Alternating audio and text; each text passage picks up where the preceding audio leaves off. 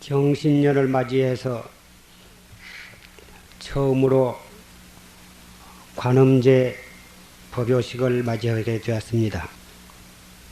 방금 신해년, 지나간 신해년, 지금으로부터 10년 전 10월 15일 결제날 설하신 조실스님의 법문을 녹음을 통해서 들었습니다.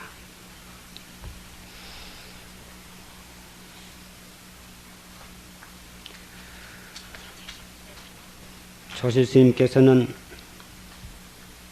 갑인년에 열반을 하셨습니다마는 우리는 10년 전에 조실스님께서 설하신 법문을 생생한 육성으로 생존에 계실 때와 조금도 다름없이 그 법문을 감격스럽게 들을 수가 있습니다.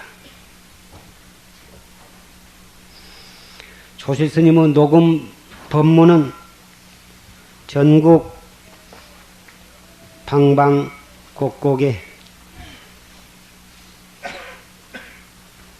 비구, 비구니, 정신사, 정신녀들이 녹음 카세트를 통해서 법문을 들으면서 정진을 하고 있습니다.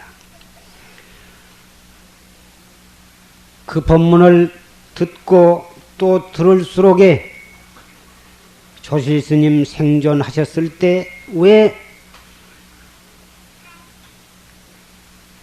직접 친견을 못했던가?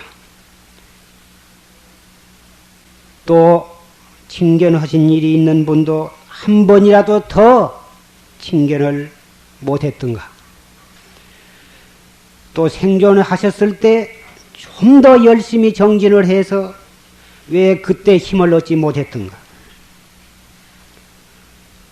이렇게 해서 한탄을 하고 후회를 하신 분들이 수없이 많이 계신 것을 듣고 알고 있습니다.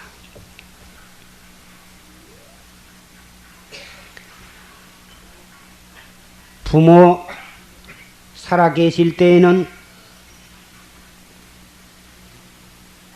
부모에게 효도하는 것을 등한히 하고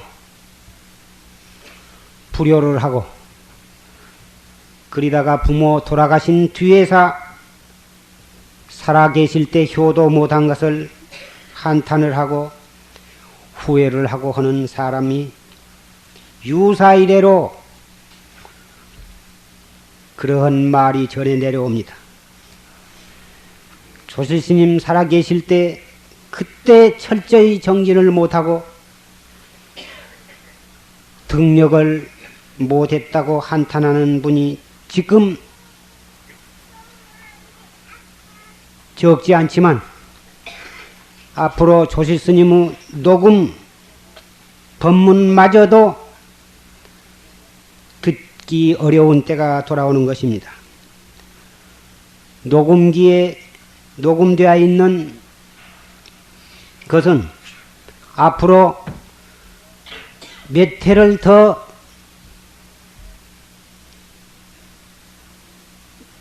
음성이 변하지 않고 존재할런지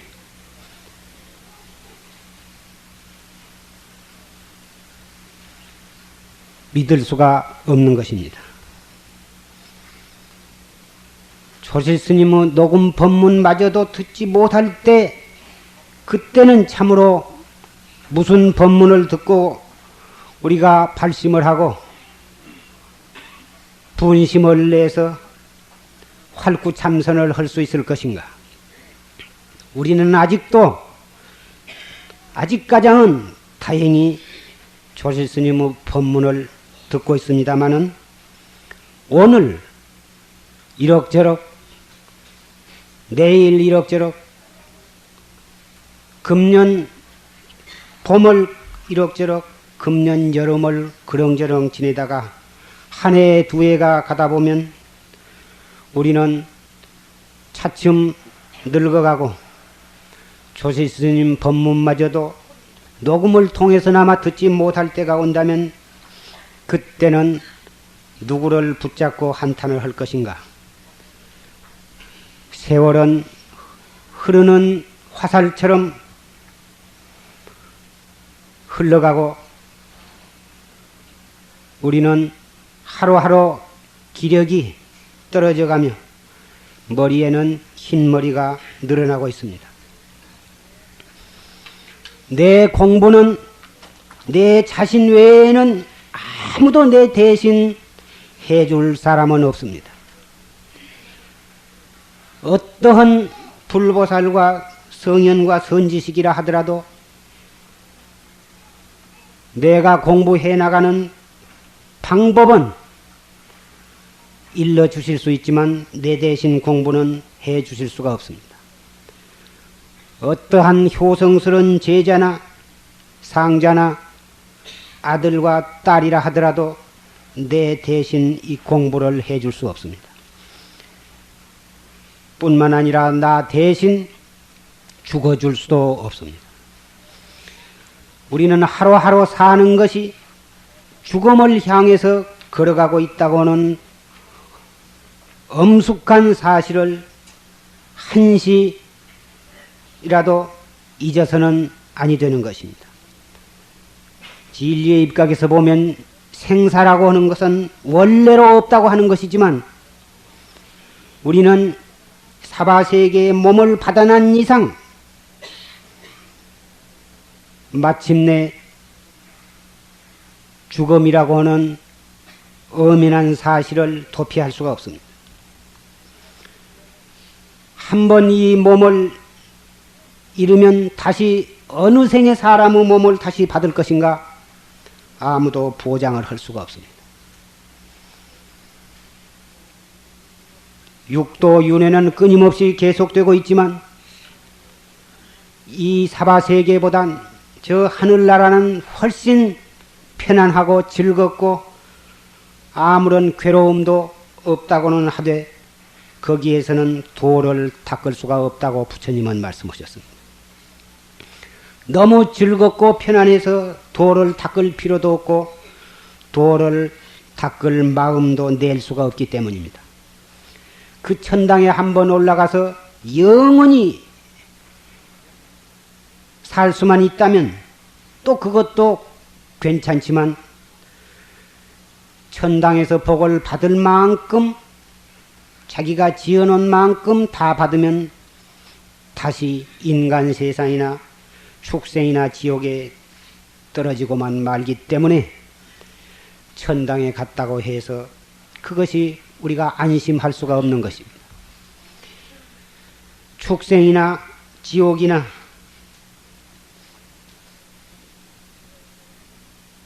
귀도에 떨어지면 너무 괴로워서 지옥에는 너무 지옥고가 괴로워서 도를 닦을 생각조차도 할 수가 없고 축생이 되면 어리석어서 법문을 들을 수가 없습니다. 우리는 아무리 지금 부처님 열반하신 뒤 3000년이라고는 세월이 지내서 말세라고는 하지만 과거에 무슨 복을 지었고 무슨 수승한 인연을 지었기에 금생에 받기 어려운 사람 몸을 받았고 만나기 어려운 불법을 만났고 불법 가운데에도 최상승 법문인 참선법 이 정법을 만나게 되었겠습니까? 정법을 만났으되 목숨을 바쳐서 철저히 수행을 하지 아니한다면 마치 보배가 많이 있는 산속에 들어가서 보배를 찾아서 얻지를 아니하고 빙글빙글 서성대다가 빈손으로 돌아온 사람과 마찬가지일 것입니다.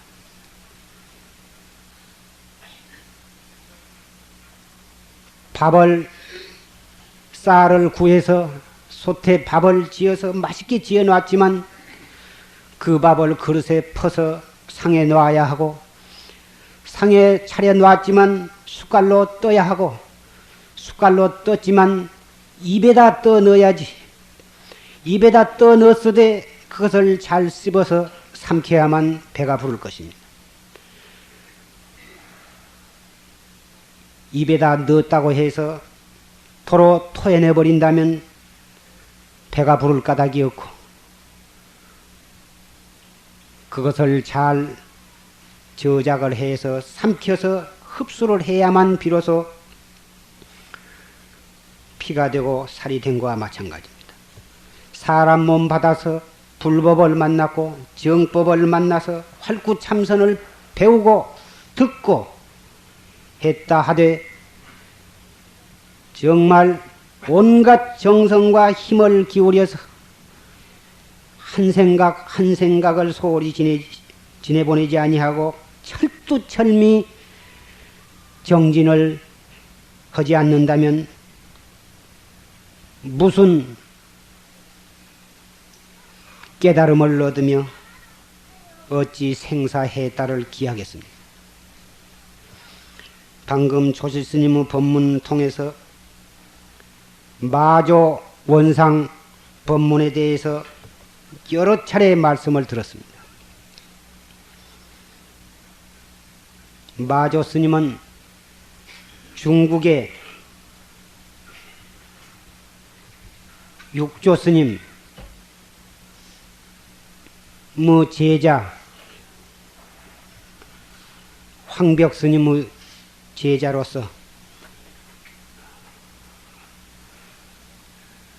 마구 답살 천하인이라 망아지가 천하 사람을 밟아 죽인다고 하는 달마스님께서 그렇게 예언을 하셨다고 합니다. 후대에 가서 마조라고 하는 대도인이 나와가지고 활구참선법 이 정법을 천하에 선양한다고 하는 뜻으로 예언을 하셨던 것입니다. 그 마조 스님께서 원상을 그려놓고 원상 둥그라미를 떠 그려놓고 이 속에 들어가도 치고 이 속에 이 둥그라미 안에 들어가지 아니해도 치겠다. 이렇게 어떤 승려 도를 배우는 승려 앞에 문제를 제기했습니다. 그 승려는 그 원상 안으로 뛰어들어가 딱 앉았습니다. 마조 스님은 주장자로 그 승려를 한 대 후려 팼습니다. 그 승려는 탁 마조 스님을 쳐다보면서 스님은 저를 치지 못했습니다. 이렇게 단호하게 말을 했습니다. 그러니까 그 마조 스님은 입을 딱 다물고서 아무 말도 없이 가버리셨습니다. 이 공안은 마조 원상이라 해서 종문 중에 공안 가운데 최고가는 공안으로 천년을 두고 선종 문중에서 회자되고 있습니다. 이 공안은 조실스님께서 망공심 6대 선지식으로부터 인가를 다 받고 망공심 회상에 가서 망공스님의 너무나도 밝고 밝으신 지혜의 눈과 철두철미한 종사의 수단 아래 무릎을 꿇고 다시 정신을 차려서 정진을 하셔가지고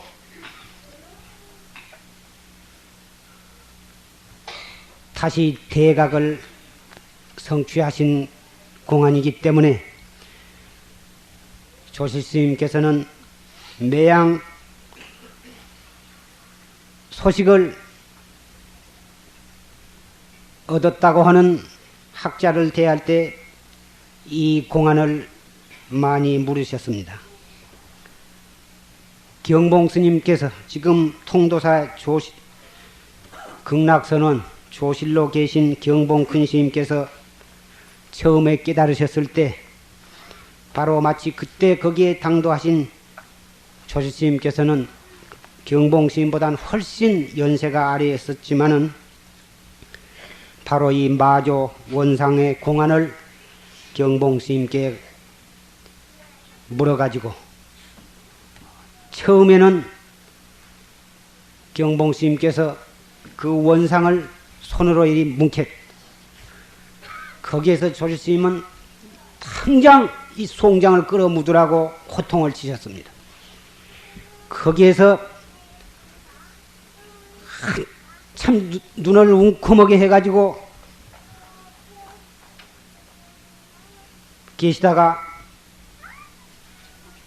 다시 경봉스님께서 이제 알았다 다시 물어라 이렇게 해서 그때 보시니 아까의 경계와 판연이 달라서 경봉스님을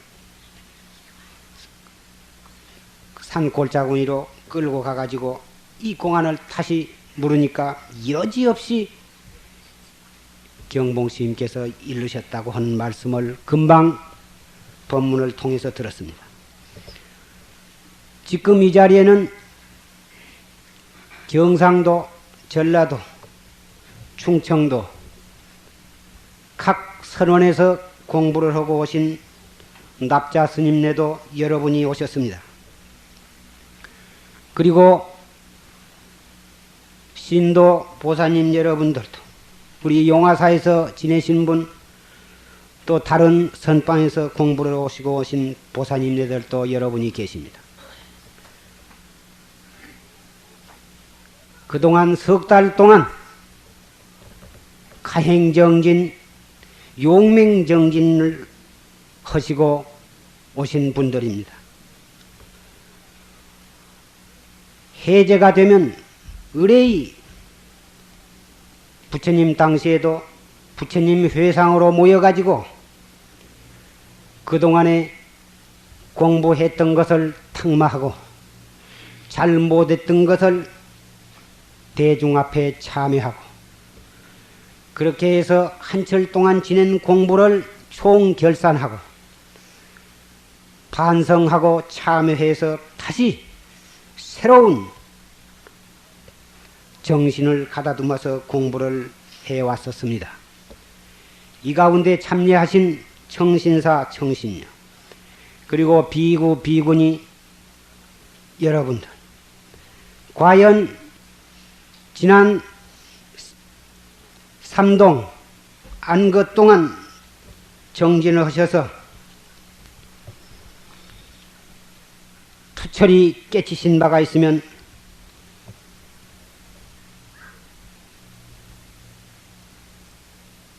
이 마조 원상을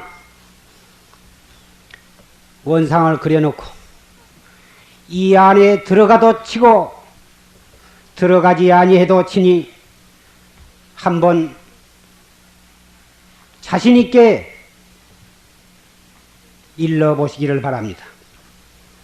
조실 스님을 대신해서 수응을 해드리겠습니다.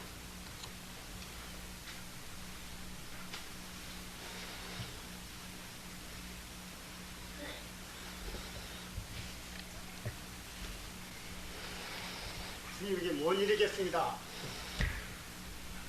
환기본처하라.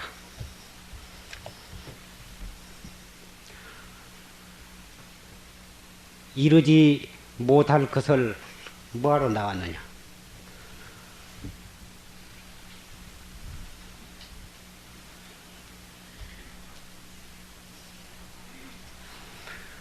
이 공안은 벌써 이루려고 생각을 움직이면 그르쳐버리고 마는 것입니다.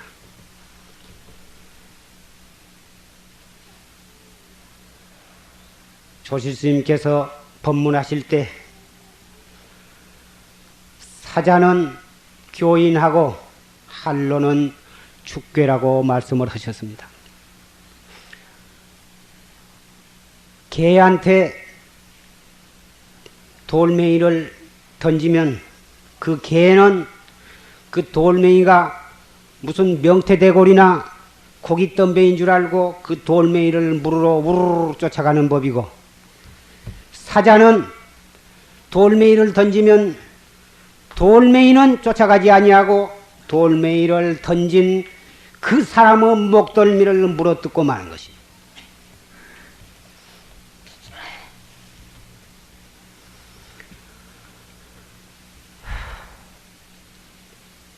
참선은 결정코 내가 나를 깨닫는 유일한 길인 것입니다. 참선은 명예와 이양을 위한 것도 아니고 지식과 수단을 위하는 것도 아니고 오직 내가 나를 깨닫는 길이고, 내가 나를 깨달은 뒤에는 일체 중생을 제도하는 커다란 목적과 의무를 수행할 따름인 것입니다.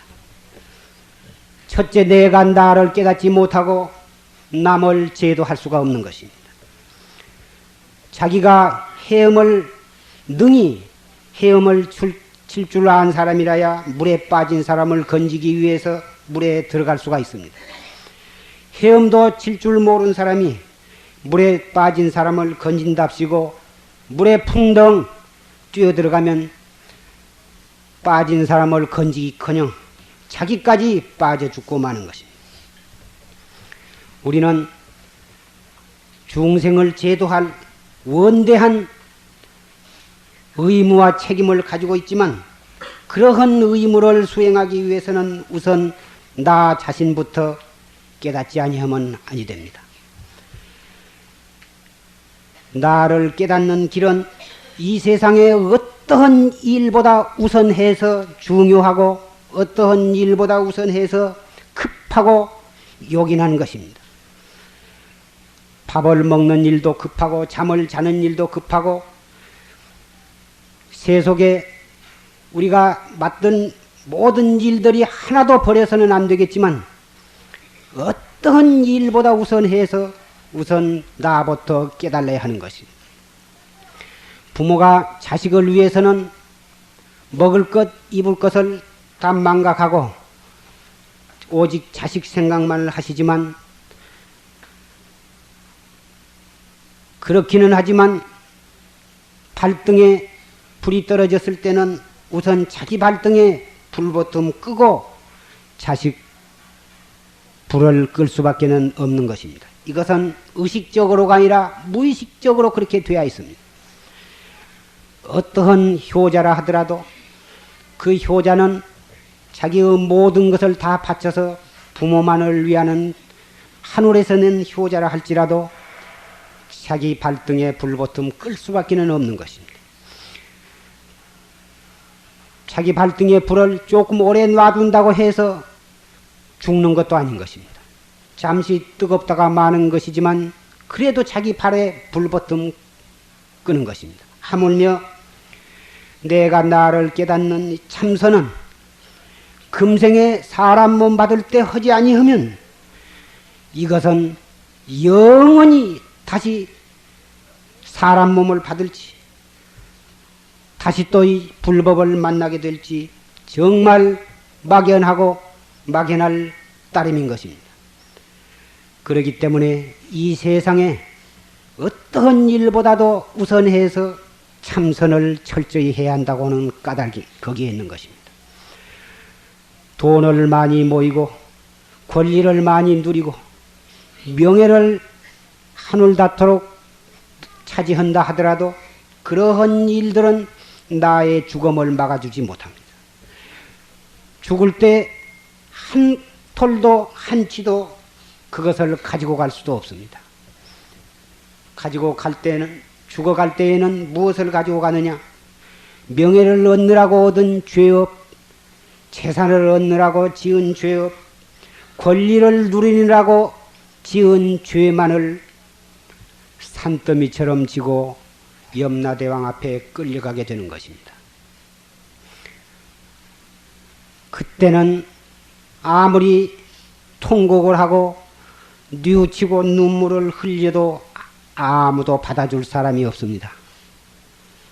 우리가 이만큼 건강하고 이만큼 살고 있을 때, 그리고 선지식의 법문을 들을 수 있을 때 하루하루를 정말 알뜰하고 착실하게 공부를 지어가야만 되는 것입니다. 오직 그것만이 과거의 무량겁에 지어놓은 모든 죄도 소멸을 할 수가 있고, 이 공부에 철저하면서 세속적인 또는 인간적인 책임을 충실히 한다면 현실을 살아가는 데 있어서 큰 죄를 짓지 않게 되는 것이며, 앞으로도 진리를 깨닫는 목적을 향해서 걸어감으로 해서 생사해탈을 기어코 기약하게 되는 것입니다. 이러한 바른 길, 이런 지혜로운 길, 인간으로서 최고의 길이 바로 이 참선법이요, 불법이요, 정법인 것입니다. 지금 마조 원상 법문을 조실스님을 대신해서 여러분 앞에 물었습니다마는, 이것은 이론적으로 따져서 알 수 있는 것이 아닙니다.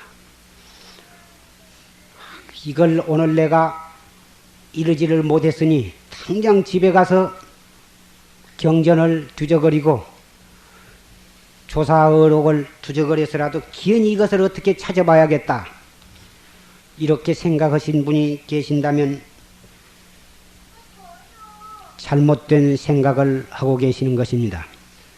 이것은 조사 공안이 적혀 있는 염송이나 무문관이나 그 밖에 벽암록 같은 어떠한 경전을, 어록을 뒤적거린다 해도 소용이 없습니다. 이 자리에서 바로 보지를 못했다면 찰나간에 자기의 본참 화두를 거각하는 것이 가장 지혜 있고 바른 수행인인 것입니다. 공안은, 화두는 절대로 중생의 사량심으로 더듬어서 알아맞힐 수도 없는 것이고, 이론적으로 따져서 결론을 얻을 수도 없는 것입니다. 이론으로 따져서 결론을 얻었다든지 사량심으로 알아졌다면 그것은 깨달음이 아니라 그것은 중생심이요, 중생 번외 망상으로 얻어진 것이라 망상에 결국은 지내지 못한 것입니다.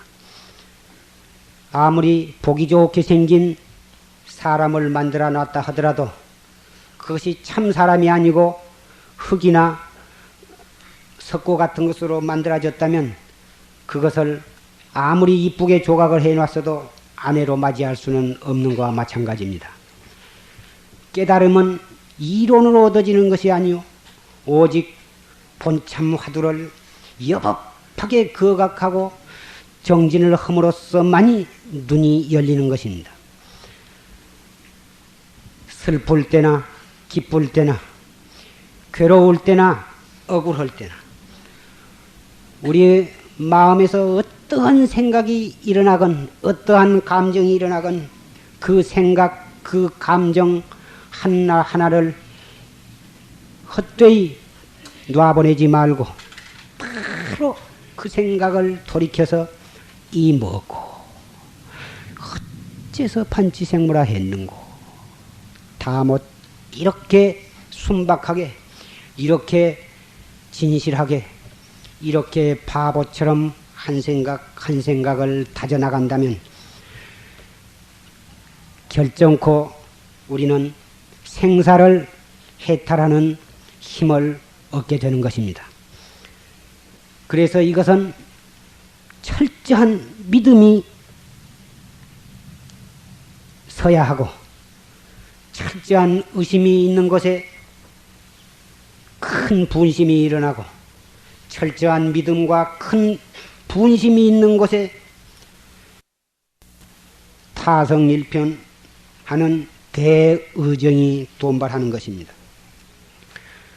대의정은 오직 대분심과 대신심의 밑바탕 위에 일어나는 것입니다.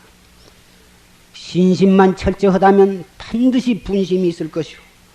분심이 있는 곳에 어찌 대의정이 일어나지 아니할 수가 있습니까? 머리를 깎고 먹물옷을 입고 선방에 살아도 참으로 진발심을 하지 아니한다면 10년, 20년을 선방에 지낸들 무슨 소용이 있으며 돈과 쌀을 싸가지고 50년, 60년을 절을 왕래하고 선방을 드나든다 하더라도 대신심, 대분심, 대의정이 갖추어지지 않는다면 점심밥 싸가지고 경치 좋은 관광지 왔다 갔다 하는 것과 무엇이 다르다 하겠습니까? 철저한 신심은 무엇을 믿는 것인가? 말세에 태어났고 못나게 태어났고 무식하게 태어났고 여자로 태어났고 태어났을 망정 이 몸을 끌고 다니는 주인공은 삼세 재불과 역대 조사와 조금도 다름이 없다고는 사실을 믿는 것이며 올바른 방법으로 열심히만 하면 결정코 나도 견성성불할 수 있다고 믿는 것, 이것이 바로 대신심인 것입니다. 여러분 가운데는 신심이 있다 신심이 있다 하면 절에 가서 절을 많이 하고 불공을 자주 가고 그러면은 그것을 신심이 있다고 생각하실 분이 있을는지 모릅니다마는 그것도 일종의 신심인 것은 틀림이 없습니다. 그러나 참다운 신심은 나도 부처님과 조금도 다름없는 진여불성을 가지고 있기 때문에 열심히 그리고 바르게만 하면 결정코 금생에 이 몸속에 똥과 피와 오줌과 고름을 가득 담아 있는 채 견성성불할 수 있다고 믿는 것, 이것이 바로 대신심이요 참다운 바른 신심인 것입니다. 이 신심이 있다면 분심이 일어날 수밖에 없습니다. 왜?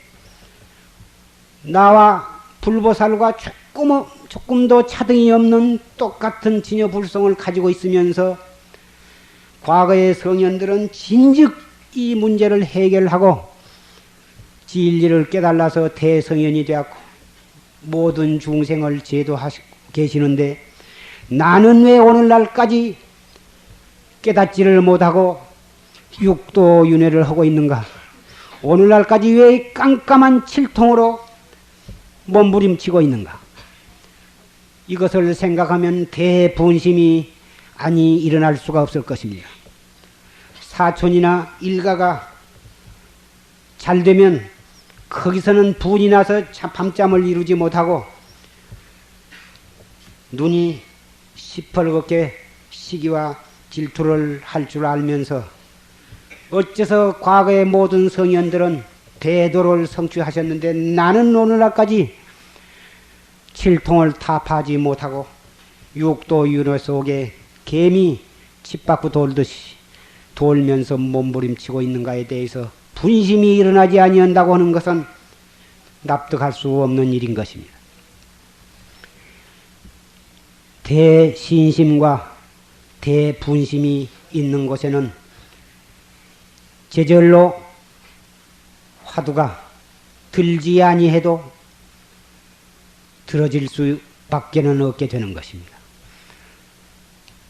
다른 사람이 나에게 억울한 욕 한마디를 하면 그 말이 부해가 나고 억울하고 분이 나서 핏대를 세우고 혈압이 올라서 밥도 먹기 싫고 잠도 자기 싫고 당장 쫓아가서 따지고 요절을 내려고 펄펄 뛰면서 하루 이틀이 지나도 그 분이 풀리지 아니하고 한 달, 두 달이 지나도 그 억울한 분이 풀리지를 아니하고 10년, 20년이 되고 눈에 흙이 들어가도 그 소리는 잊지 못하겠다고 치를 떨 줄 알면서 어째서 자기 문제 가장 급하고 요긴하고 중대한 문제, 자기의 생사 문제에 대해서 그렇게 한만히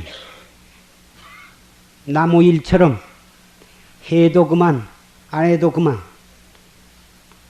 하루하루 헛되이 세월을 보내고 심지어는 듣기는 듣지만 저건 나하고는 상관없는 일이다. 저건 스님네나 하고 늙어서 다 가정일 끝난 다음에 선방에 갔을 때 그때 조금 해버리라. 이러한 생각을 하고 남편 때문에 못한다. 아들, 딸 때문에 못한다. 집안 살림 때문에 못한다.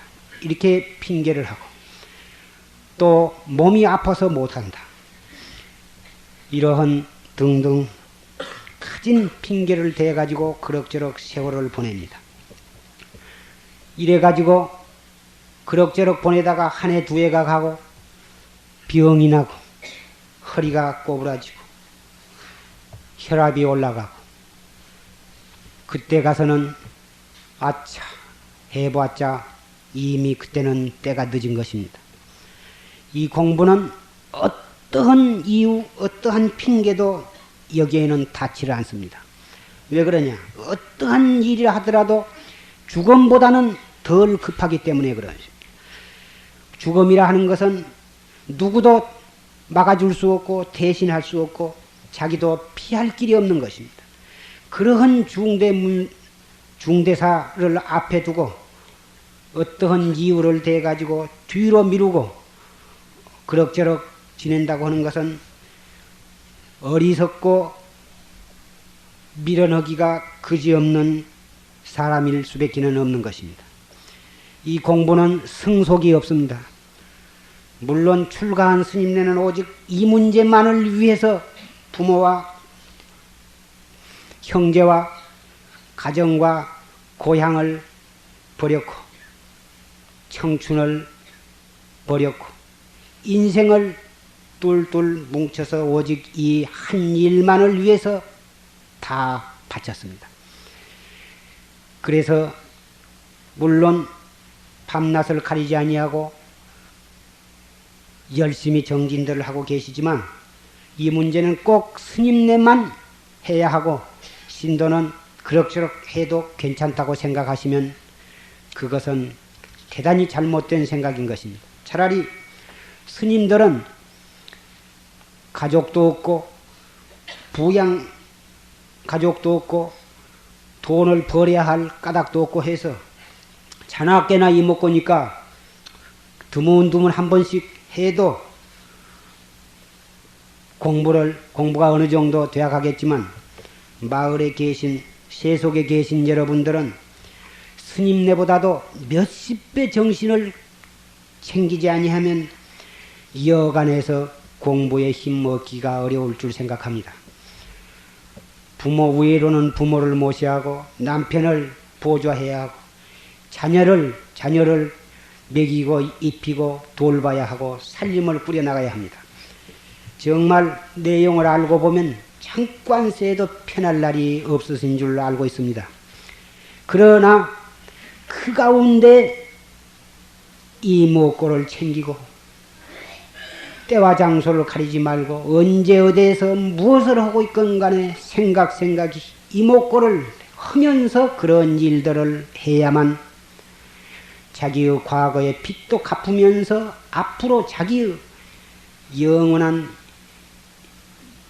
영혼을 위해서 자기 삶을 영위한 사람이 되겠지만 참선 공부를 등한히 하고 오직 세속적인 빚만을 갚기 위해서 전전긍긍한다면 완전히 금생의 인생살이라 하는 것은 노예에 지내지 못할 것입니다.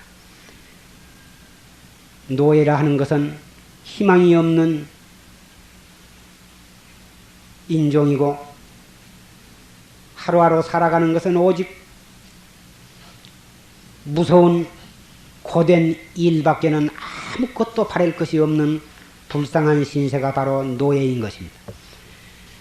여러분들을 노예라고 하면 혹 분개를 하실는지 모르지만 정법을 믿고 열심히 정진을 하지 아니한다면 여러분은 정말 쇠고랑을 눈에 보이지 아니한 쇠고랑을 찬 노예와 무엇이 다를 것이 있습니까?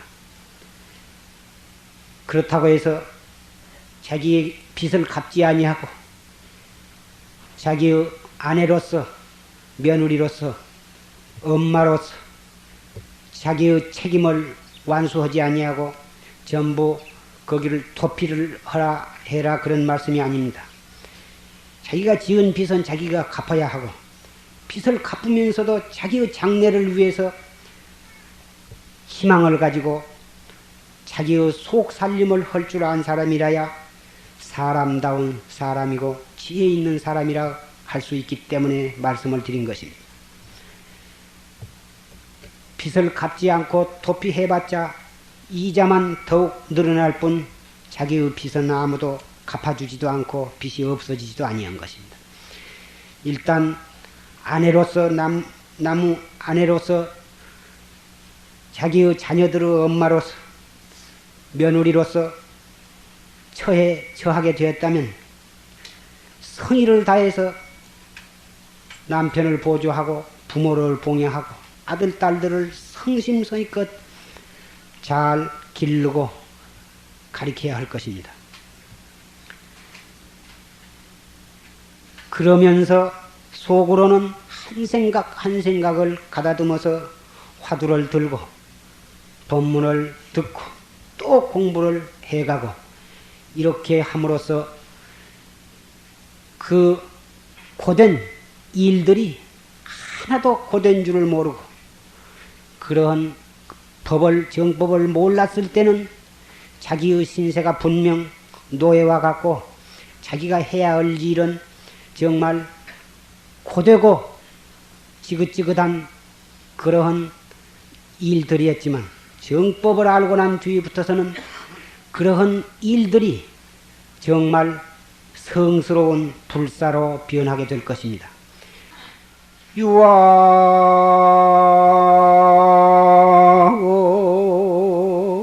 속인 제하로니